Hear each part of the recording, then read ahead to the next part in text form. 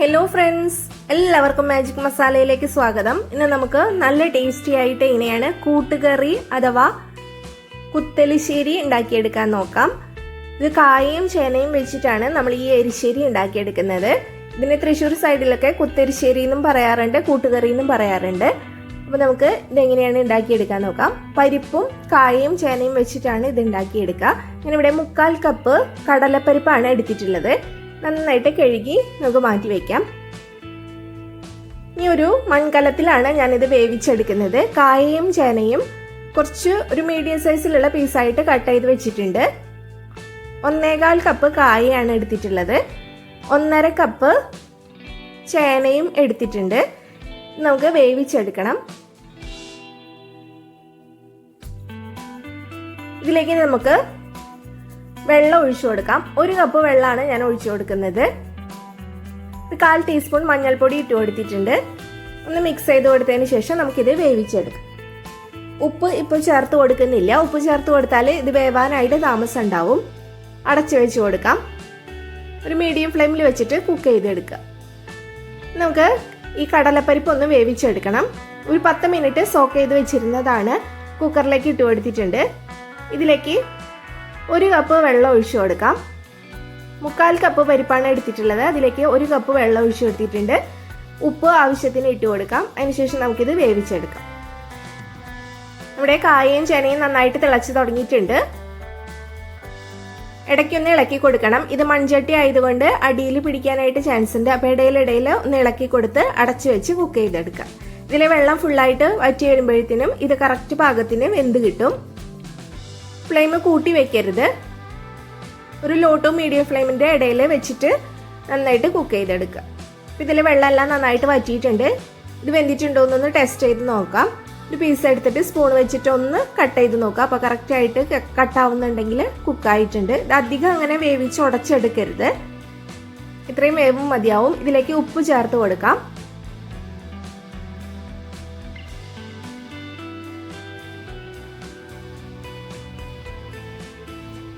ഇപ്പം ഇത് ഉപ്പ് ചേർത്ത് മിക്സ് ചെയ്തെടുത്തിട്ടുണ്ട്. ഇനി ഫ്ലെയിം ഓഫ് ചെയ്ത് നമുക്ക് ഇറക്കി വെച്ച് കൊടുക്കാം. ഇനി ഒരു കടായിലേക്ക് നമുക്ക് വെളിച്ചെണ്ണ ഒഴിച്ചു കൊടുത്തിട്ടുണ്ട്. ഇതിലേക്ക് നമുക്ക് തേങ്ങ ഇട്ട് കൊടുക്കാം. ഞാനിവിടെ 2.25 കപ്പ് തേങ്ങയാണ് എടുത്തിട്ടുള്ളത്. 250 ml കപ്പിലാണ് എല്ലാം മെഷർ ചെയ്യുന്നത്. 2.25 കപ്പ് തേങ്ങ ഇട്ട് കൊടുത്തിട്ടുണ്ട്. ഈ കൂട്ടുകറിയിൽ തേങ്ങ കുറച്ചധികം ചേർത്ത് കൊടുക്കണം. എന്നാലാണ് അതിൻ്റെ കറക്റ്റ് ആയിട്ടുള്ള ടേസ്റ്റ് കിട്ടുള്ളൂ.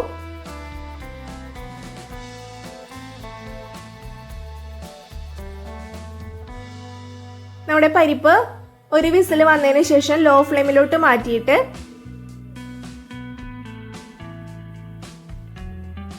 ഒരു 3 മിനിറ്റാണ് കുക്ക് ചെയ്തെടുത്തത്. ഇപ്പം ഇത് അത്യാവശ്യം വെന്തിട്ടുണ്ട്. അധികം അങ്ങനെ വെന്ത് ഉടഞ്ഞു പോവരുത്. ഒരു 1/4 ഭാഗത്തോളം പരിപ്പ് വെന്ത് കിട്ടിയാൽ മതി. ഇതിൽ കുറച്ച് വെള്ളം ബാക്കിയുണ്ട്. അത് നമുക്ക് അങ്ങനെ തന്നെ വെച്ച് കൊടുക്കാം. തേങ്ങ ഇവിടെ വറുക്കാനായിട്ട് വെച്ചിട്ട് കുറച്ച് സമയം എടുക്കും തേങ്ങ വറുത്ത് കിട്ടാനായിട്ട്.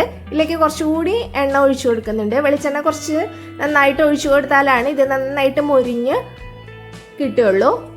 നന്നായിട്ട് വറുത്തെടുക്കണം. നമ്മൾ ഒരു മീഡിയം ഫ്ലെയിമിൽ വെച്ചിട്ട് വറുത്തെടുക്കുക, അല്ലെങ്കിൽ പെട്ടെന്ന് ഇത് കരിഞ്ഞു പോവും. ഇപ്പം ഇത്രയും കളറ് ആവുമ്പോൾ നമുക്ക് കുറച്ച് മാറ്റി വയ്ക്കാം. ഇത് അരച്ചെടുക്കാനുള്ളതാണ്. അപ്പോൾ അതിനായിട്ട് ഒരു 1/4 കപ്പോളം ഞാൻ മാറ്റി വെച്ചിട്ടുണ്ട്. ഇനി ഇതിലേക്ക് നമുക്ക് 1/4 ടീസ്പൂൺ നല്ല ജീരകം ഇട്ട് കൊടുക്കാം. ഇനി കുരുമുളക് പൊടിയാണ് ഇട്ട് കൊടുക്കേണ്ടത്. ഞാനിവിടെ 2 ടേബിൾ സ്പൂൺ കുരുമുളക് പൊടിയാണ് ഇട്ട് കൊടുത്തിരിക്കുന്നത്. ഇനി നമുക്ക് എരിവുള്ള മുളക് പൊടി 1 ടീസ്പൂൺ ഇട്ട് കൊടുക്കാം. നന്നായിട്ട് ഇളക്കി കൊടുക്കാം. കുറച്ച് കറിവേപ്പില കൂടി ഇട്ട് കൊടുക്കുന്നുണ്ട്.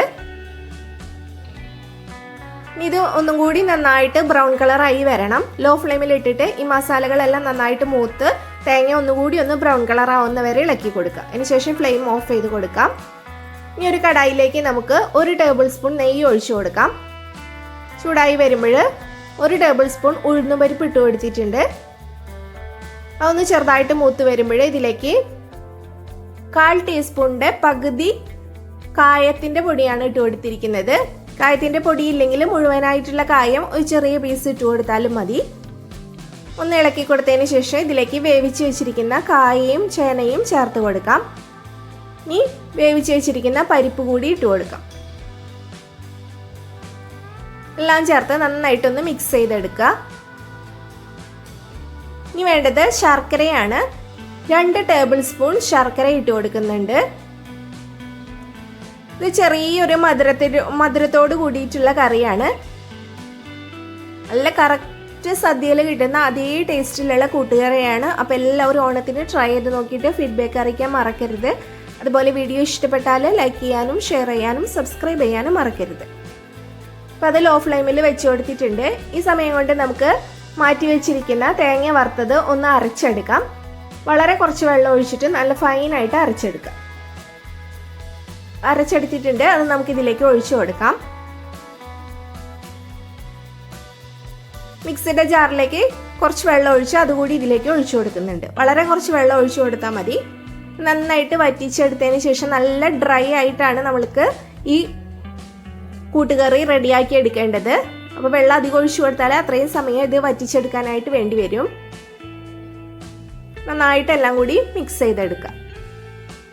സ്പൂൺ വെച്ചിട്ട് ഈ കായയും ചേനയെല്ലാം നന്നായിട്ട് ഉടച്ചു കൊടുക്കണം. കായയുടെയും ചേനയുടെയും വേവ് കൂടി പോകരുത്. വേവ് കൂടി പോയാൽ ഇത് കുഴഞ്ഞു പോവും. അപ്പോൾ അതിൻ്റെ ടേസ്റ്റ് മാറിപ്പോവും. ഇപ്പം പറഞ്ഞത് വെച്ചിട്ട് കറക്റ്റ് ഫോളോ ചെയ്തിട്ട് ഉണ്ടാക്കിയാൽ കറക്റ്റായിട്ട് ഉണ്ടാക്കിയെടുക്കാനായിട്ട് പറ്റും. അപ്പോൾ വീഡിയോ സ്കിപ്പ് ചെയ്യാതെ മുഴുവനായിട്ട് കാണണം. എന്നാലാണ് ഇത് കറക്റ്റായിട്ട് ഉണ്ടാക്കിയെടുക്കാനായിട്ട് പറ്റുള്ളൂ. അപ്പോൾ കായയും ചേനയും എല്ലാം ഒരുവിധം നന്നായിട്ട് ഉടച്ചു കൊടുത്തിട്ടുണ്ട്. ഇനി ഇതിലേക്ക് നമുക്ക് തേങ്ങ വറുത്ത് വെച്ചിരിക്കുന്നത് ഇട്ട് കൊടുക്കാം. 2.25 കപ്പ് തേങ്ങയൊക്കെ ചേർത്ത് കൊടുത്താൽ കറക്റ്റായിട്ട് അതിൻ്റെ ടേസ്റ്റൊക്കെ കിട്ടും. പക്ഷെ കുറച്ചും കൂടിയും സദ്യയുടെ ആ പെർഫെക്ഷൻ കിട്ടണമെന്നുണ്ടെങ്കിൽ തേങ്ങ കുറച്ചുകൂടിയും ചേർത്ത് കൊടുക്കാം. വേണമെങ്കിൽ വെളിച്ചെണ്ണയും കുറച്ചധികം ചേർത്ത് കൊടുക്കണം. അപ്പോഴാണ് നന്നായിട്ട് മൊരിഞ്ഞ് അതുപോലെ തന്നെ കിട്ടുള്ളൂ. ഞാനിപ്പോൾ അത്ര അധികം തേങ്ങ ചേർത്ത് കൊടുക്കുന്നില്ല. 2.25 കപ്പാണ് ചേർത്ത് കൊടുത്തിട്ടുള്ളത്. തേങ്ങ വറുത്ത കൂടി ചേർത്ത് കൊടുത്ത് നന്നായിട്ട് മിക്സ് ചെയ്ത് കൊടുക്കുക. ഈ ലോ ഫ്ലെയിമിലോട്ട് മാറ്റിയിട്ട് നമുക്കൊരു 20 മിനിറ്റോളം ഇതുപോലെ ഇടയ്ക്കിടയ്ക്ക് ഇളക്കി കൊടുക്കുക. വലിയ പീസൊക്കെ ഉണ്ടെങ്കിൽ ഒന്ന് ഉടച്ചു കൊടുക്കുക. അങ്ങനെ വെച്ച് കൊടുക്കുക. നന്നായിട്ട് ഇത് ഒന്ന് ഡ്രൈ ആയിട്ട് തോരൻ്റെ പരുവത്തിലായിട്ട് കിട്ടണം. ഇടയിലൊന്ന് ഇളക്കി കൊടുത്താൽ മതി. നല്ല ടേസ്റ്റി ആയിട്ടുള്ള കൂട്ടുകറിയാണ്. അപ്പം എല്ലാവരും ഓണത്തിന് ട്രൈ ചെയ്ത് നോക്കാനായിട്ട് മറക്കരുത്.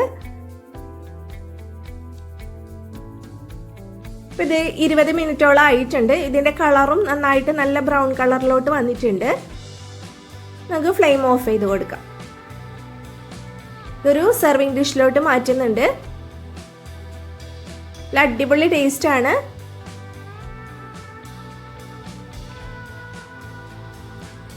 ഇതൊരു ഇളം മധുരത്തോട് കൂടിയിട്ടുള്ള കറിയാണ്. അപ്പം എല്ലാവരും ട്രൈ ചെയ്ത് നോക്കണം. ഞാൻ ഓണത്തിൻ്റെ മറ്റുള്ള റെസിപ്പീസ് എല്ലാം അപ്ലോഡ് ചെയ്തിട്ടുണ്ട്. നാരങ്ങാക്കറിയും അതുപോലെ തന്നെ പൈനാപ്പിൾ പച്ചടിയും സാമ്പാർ എല്ലാത്തിൻ്റെയും വീഡിയോസ് അപ്ലോഡ് ചെയ്തിട്ടുണ്ട്. അടപ്രഥമൻ്റെയും പാൽപ്പായസത്തിൻ്റെയും എല്ലാം ഇട്ടിട്ടുണ്ട്. അപ്പോൾ കാണാത്തവരുണ്ടെങ്കിൽ അതെല്ലാം കാണാനായിട്ട് മറക്കരുത്. Thank you.